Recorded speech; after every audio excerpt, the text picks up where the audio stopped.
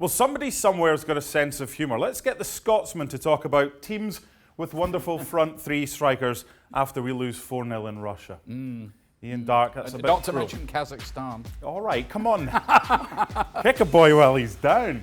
Best front three in the world. You know what it's like these days. No matter what you pick, you're going to upset somebody.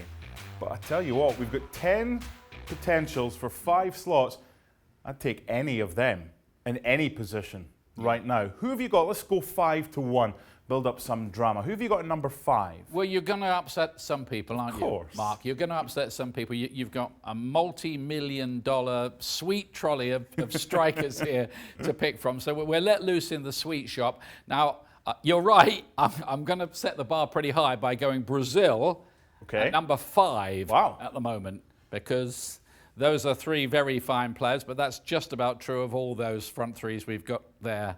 Of course, Jesus isn't in the Manchester City side at the moment, but does tend to come up with a goal when he is. And Neymar, as you say, just up to 100 caps at the age of, what is it? 27. 27. And they're kind of different players as well, because Firmino's very much a team player, Neymar's an individual, and Jesus is a goal scorer.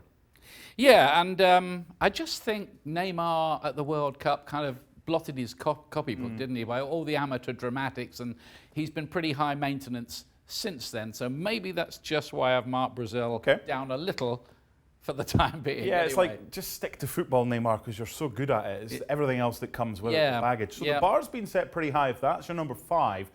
Number 4, and we've got a hell of a lot to choose from here. Who are you going for? I'm going for Portugal, and I think Portugal have got a big chance of retaining the European Championship. Because you watched them at the Nations League final last year when they beat the Netherlands in the final. It's not only those 3, it's the players they've got in behind as well, like Bruno Fernandes, Felix as well. Guedes, João Felix as well. So Ronaldo still very, very fit, very, very good. I think we saw that last summer.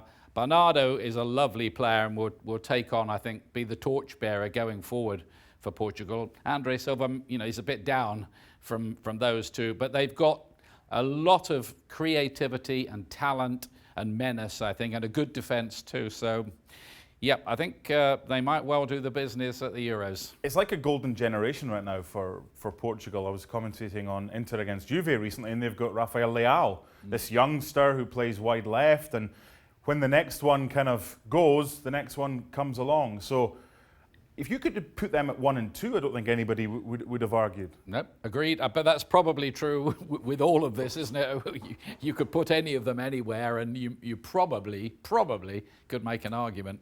Best front 3 in the world, number 3 for you. Who have you got? Number 3, and I might disappoint, I think, some of the England fans here, but I'm going to go for England here at number 3.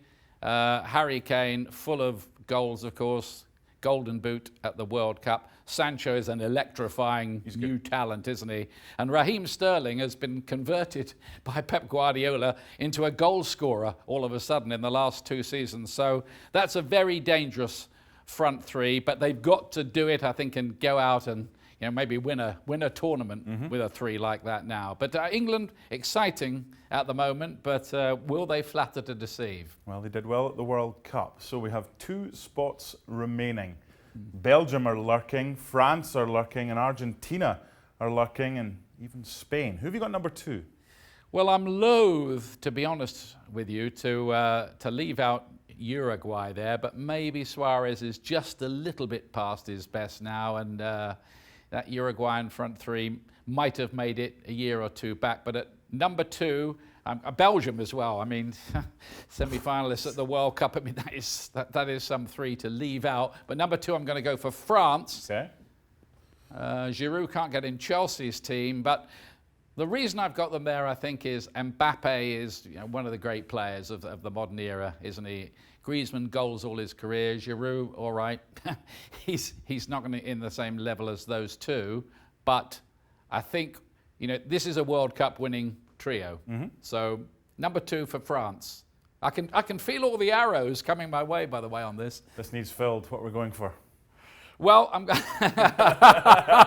I know we need some sort of drum roll. Yeah, drum roll. Number 1, I've gone for Argentina. Okay. And I can feel the howls of derision. It's not bad, though. I mean, come on, you could easily justify that. You can justify that because just say the words Lionel Messi. Any team with Lionel Messi, all right, Argentina have disappointed at big championships, even with Messi in the team. But Messi, Aguero, and Martinez. You haven't even mentioned Dybala. That will do for me. I mean, that will do for me as number one, but I'm prepared to have an argument about it, and I'm very, very loath to leave out Belgium, I've got to say. Yeah, there's a lot of talent. Dybala started up front with Lautaro against Germany. Messi obviously missing, and Aguero. They have a lot of strength and depth, but I think this is total subjectivity. It's fun to do, and you could easily put a case for probably all of these, but these are your best front three in the world, and Scotland narrowly missing out down here in 11th. Watching ESPN on YouTube, and for more sports highlights and analysis, be sure to download the ESPN app, and for premium content and live streaming, subscribe to ESPN Plus.